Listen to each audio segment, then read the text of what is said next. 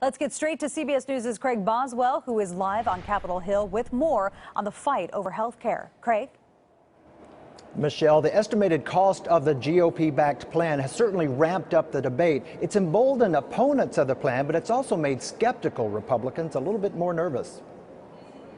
Democrats surrounded themselves with people who are worried about losing their health insurance and slammed the Republican plan to repeal and replace Obamacare.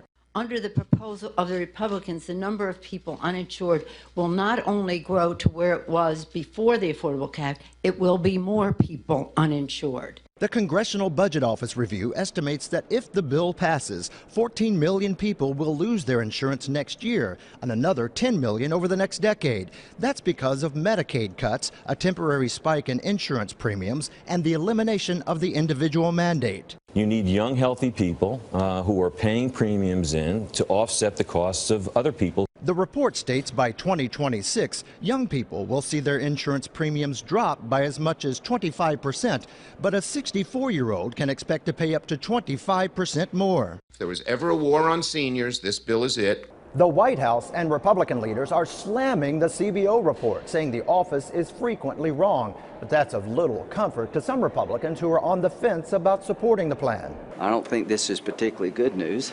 If they're half right, that's still a lot of people that would be uninsured. But House Speaker Paul Ryan is hoping some other big numbers will convince his colleagues to get behind it. It's a $1.2 trillion spending cut, an $883 billion tax cut, and $337 billion in deficit reduction. Since the CBO report was released, more Republicans have said they will oppose the bill. Next stop for the proposal is the House Budget Committee. That has now been delayed until Thursday. Michelle, back to you. So, Craig, at this point, is the bill in trouble of not passing? Right. Ultimately, the passage of this bill in the House is in question. Keep in mind that House Speaker Paul Ryan can only lose 21 Republican votes. Michelle? All right, Craig Boswell, live in Washington, D.C. Thank you.